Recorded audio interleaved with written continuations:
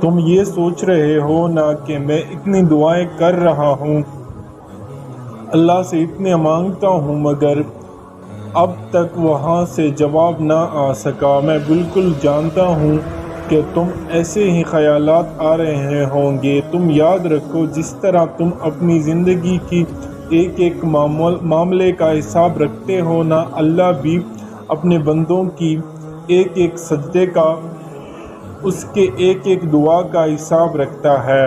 ارے وہ تو ایک آنسوں سے مانگی دعا نہیں بھولتا، پھر وہ تمہیں کیسے بھول سکتا ہے؟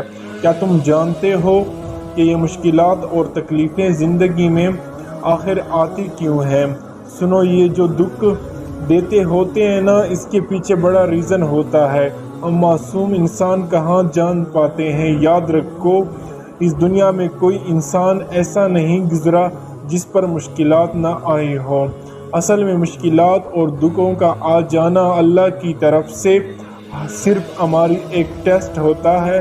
جان لو کہ یہ کچھ بھی اچانک نہیں ہو رہا، اس کائنات میں پتہ تک اس کی مرضی کے بغیر نہیں ہلتا۔ در حقیقت جو ہوتا ہے وہ اللہ کے علم میں پہلے سے ہوتا ہے۔ اللہ قرآن پاک میں ان کے دکھے دلوں سے فرما رہا ہے کہ تم یہ مشکل تو نظر آئے گی، لیکن یہ آسانیاں سے جڑی ہے، تاکہ تم افسوس نہ کرو ان چیزوں کا جو تم سے چھوٹ جاتی ہیں یا چھین جاتی ہیں۔ ہاتھ سے نکل گئے، کوئی دولت تھی ہاتھ سے نکل گئی، کوئی تمہاری من پسند چیز تھی جس کو تم بہت ضروری سمجھتے تھے، ہاتھ سے نکل گئی۔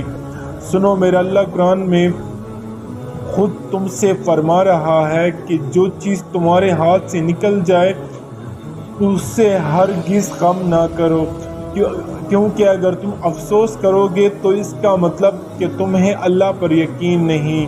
اللہ فرماتا ہے کہ میں تمہاری قسمت اور تقدیر تمہاری چاہت سے کہیں بڑھ کر لکھتا ہوں، اور اگر تم یہ گمان کرتے ہو کہ مشکلات آخر میرے ساتھ ہی کیوں ہیں، تو زندگی میں مشکلات کی ہمیشہ ایکسپائری ڈیٹ ہوتی ہے۔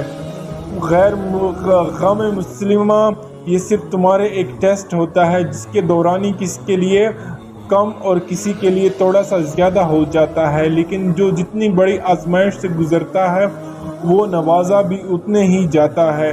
کبھی کبھار ہم انسان نہ اس دیر کے پیچھے کی مصلیت کو نہیں جان پاتے۔ جان لو کہ اللہ کبھی بھی تمہارے نقصان نہیں کرتا۔ سنو، تم ڈھونڈ رہے ہو نا کہ اللہ راضی ہونے کی وہ خاص نشانیاں کیا ہیں کہ ہم جان سکیں کہ اللہ ہماری دعاؤں پر راضی ہے بھی کہ نہیں؟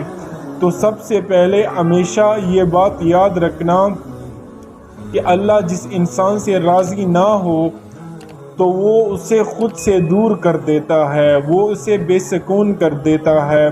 جان لو کہ اللہ اس انسان کی پکار اتنی زیادہ پیاری رکھتا ہے جو اسے آنسوں سے زیادہ یاد کرتا ہے۔ تمہیں پتہ ہے اللہ ایسی انسان کی پکار پر فوری کن کر دیتا ہے جو دکھوں میں اس کی شدت سے طلبگار رہتا ہے اور اس کی رحمت کا صبر سے انتظار کر رہا ہوتا ہے۔ نبی کریم صلی اللہ علیہ وسلم نے فرمایا، جب بندہ کہتا ہے یا رب، تو اللہ فرماتا ہے لبیک، مانگے تجھے عطا کیا جائے گا۔ تم جانتے ہو تہجد میں آنسوں سے کیا کیا وہ سجدہ بہت جلدی رب سے ان کی خوشخبری لے آتا ہے۔ اللہ کی تمہاری دعاؤں پر راضی ہو جانے کی ایک نشانیاں یہ بھی ہے کہ تمہیں عبادتوں میں بڑا سکون آنے لگتا ہے۔ سنو، تم ایک بات اپنے پاس آج لکھ لو تاکہ تم کبھی بھول نہ پاؤ کہ زندگی میں انسان پر جو بھی مشکل آتے ہیں نا، وہ اللہ کی طرف سے صرف ایک ٹیسٹ کے طور پر آتے ہیں، جس میں تمہارے صبر اور تمہارا یقین کا ایک امتحان لیا جاتا ہے۔ یہ ہے بہت مشکل کام، لیکن اکثر پکنک ہو جاتی ہے، پریشان ہو جاتے ہیں، لیکن یہ بات جان لو کہ اس امتحان کو جتنے اچھے سے پاس کرو گے اتنے ہی انعامات سے نوازے جاؤ گے۔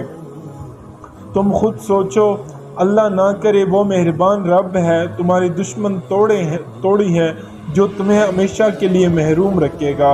اگر اس نے تمہیں آزمائش کے لیے چنا ہے تو یہ سوچو کہ اس دکھ نے تمہیں اللہ کے کتنے قریب کر دیا ہے۔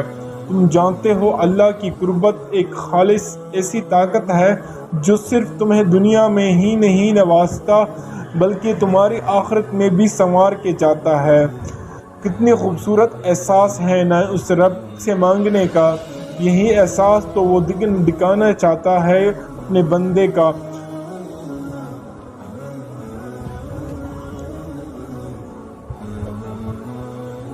Very strong lines.